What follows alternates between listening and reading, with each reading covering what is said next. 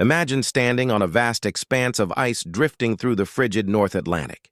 Your ship, your only lifeline, is swallowed by the swirling snowstorm. Every passing minute drags you closer to the icy darkness where some of your fellow men will never awaken. This is the chilling tale of the 1914 sealing disaster.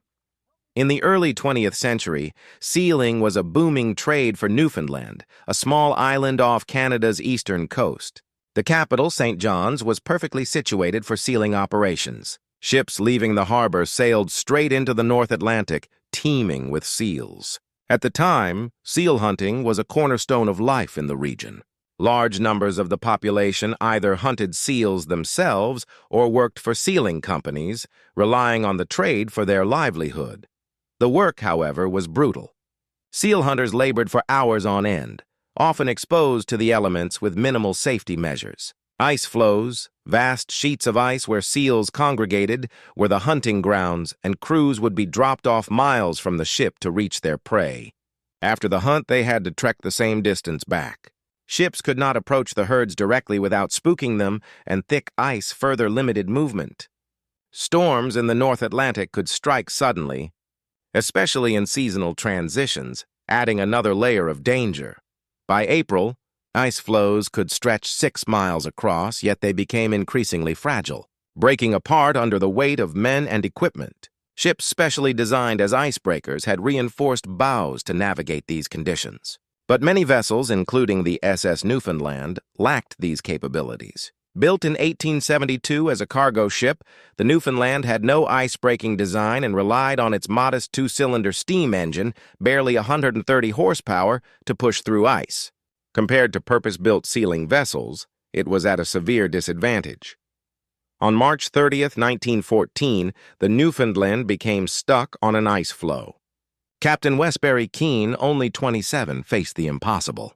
He was the son of Abram Keene, a legendary figure in sealing, and his career had been practically guaranteed through his father's influence.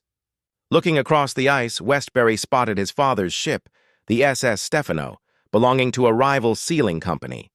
Despite strict industry rules prohibiting cooperation, the two devised discreet signals to guide each other toward seal herds.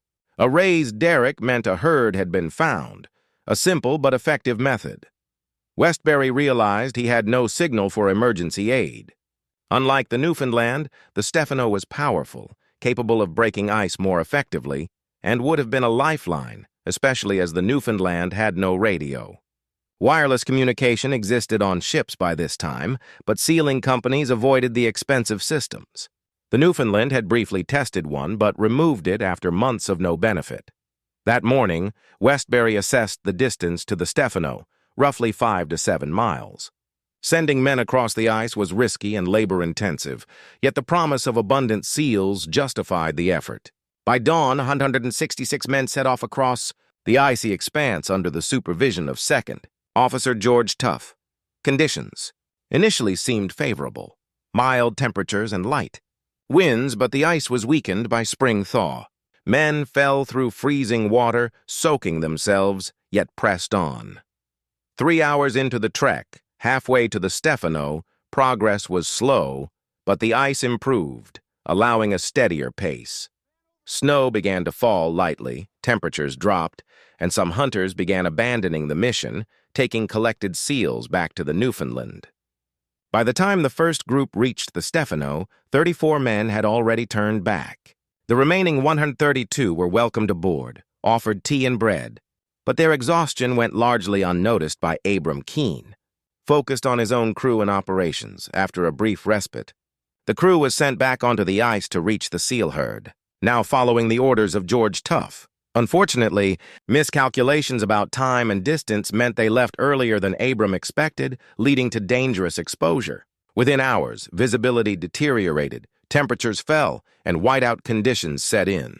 George and Thomas Dawson, leading the men, faced impossible choices: push forward in extreme danger or stop and risk freezing to death overnight.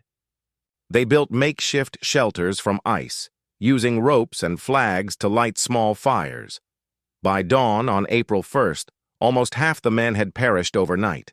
Survivors gathered the bodies, bracing themselves to continue the treacherous march. Snow persisted, but for the first time their path offered slight reprieve. Yet even then, hope was fleeting.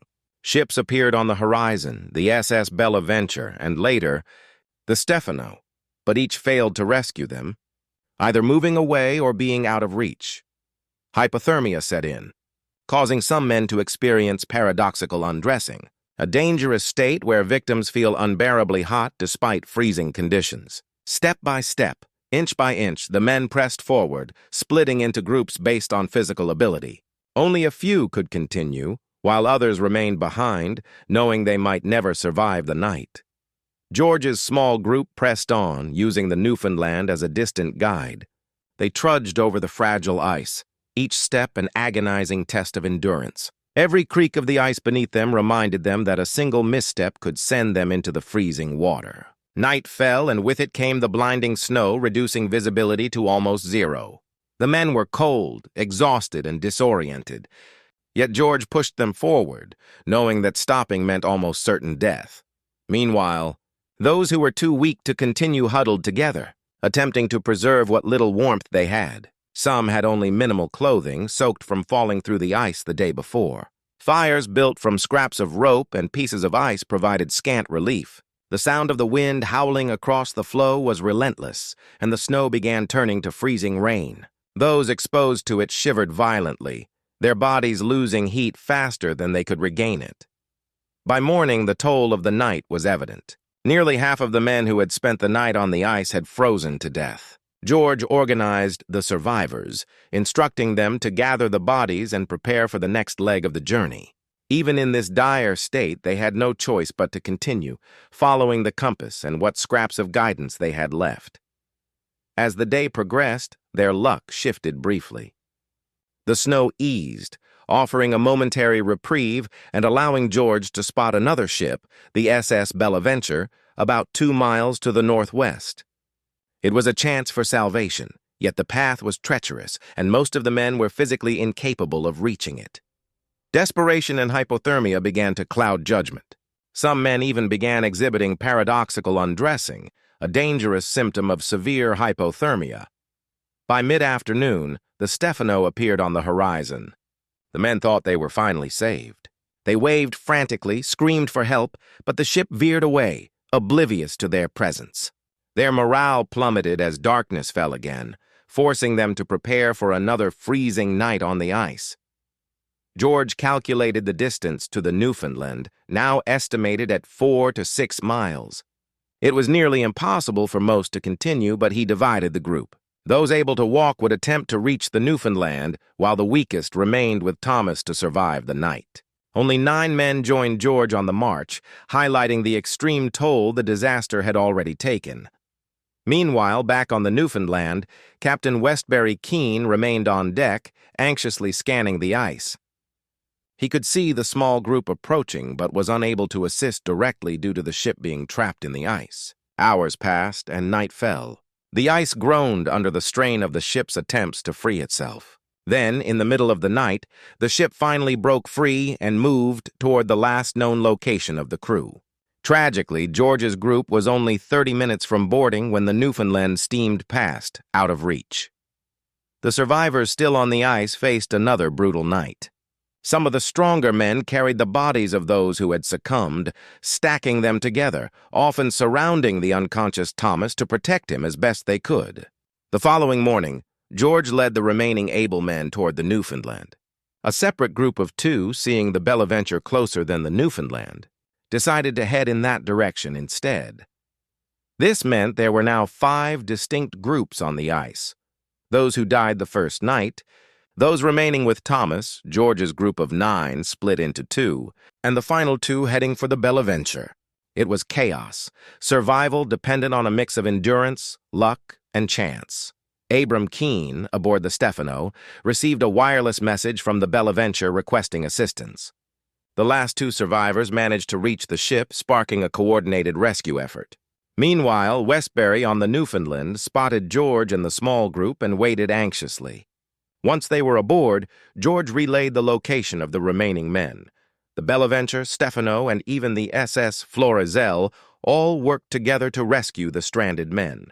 After 54 hours, the ordeal finally ended. Survivors were transported to hospitals, while the bodies of the deceased were stacked on decks due to limited space. Panic had spread in St. John's as thousands awaited news of the missing crews. When the ships returned, the horrifying sight of stacked corpses confirmed the scale of the disaster. In total, only 55 of the 132 men who had initially reached the Stefano survived, with one more dying in the hospital shortly after, bringing the total loss to 78. At the same time, another tragedy struck.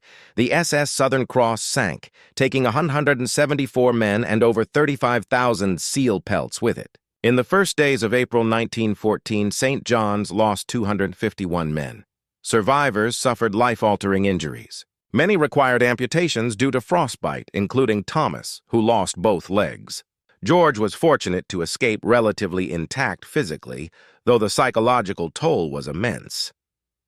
The disaster prompted a formal inquiry, which criticized George, Westbury, and Abram Keene for poor judgment, though criminal charges were avoided. Abram bore the brunt of the blame for sending men back onto the ice prematurely, giving flawed directions, and failing to calculate accurate positions. Despite this, Abram returned to sealing for another 20 years, regaining respect and capturing over 1 million seal pelts. The disaster sparked widespread reforms in the sealing industry, introducing safety measures to prevent a recurrence of such tragedy. The 1914 sealing disaster remains one of the most harrowing maritime tragedies in history, a stark reminder of the deadly power of nature, human error, and the unforgiving North Atlantic. Title: Lost and Stranded on the Frozen Ice Short. Description: Imagine being lost on a massive sheet of ice in the North Atlantic, with no ship in sight and freezing temperatures all around. This is the harrowing story of the 1914 sealing disaster, where 132 men were stranded and only 55 survived. Discover the chilling events that unfolded and the heroics, mistakes, and tragedies that shaped this historic maritime disaster. Viewer discretion is advised. Hashtags: Sealing Disaster, North Atlantic, Frozen Ice, Maritime History, Shipwreck, 1914 Disaster. Survival Stories, Sea Adventure, Historical Tragedy. Scary Interesting Tags, Sealing. Disaster 1914, North Atlantic Ice, Shipwreck Survival, Lost at Sea. Newfoundland History, SS Newfoundland. Maritime Tragedy, Frozen Ocean. Seal Hunters Disaster, Historical Shipwreck. Arctic Survival, Ice Floe Tragedy, Survival on Ice. Early 20th Century Sealing, Maritime Horror Thumbnail Prompt. New version. Paragraph form. Create a high-contrast, black-and-white cinematic thumbnail.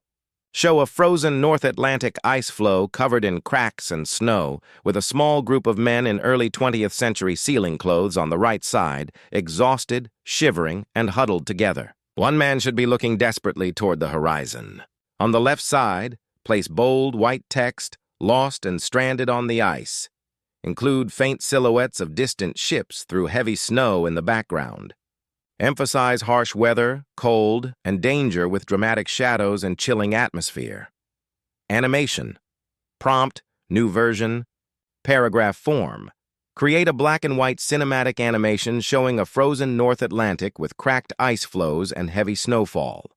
Animate exhausted men in early 20th century sealing gear walking across the ice, occasionally falling into freezing water and getting pulled out by their crewmates. Include distant, barely visible ships through the snow, SS Newfoundland and Stefano. Show a nightfall scene with shelters made of ice, fires struggling against the wind, and some men frozen or unconscious. Use realistic snow, wind, and ice-cracking effects to create a tense, desperate atmosphere. The overall tone should be dark, cold, and hopeless, with slow camera movements emphasizing the danger and scale of the disaster.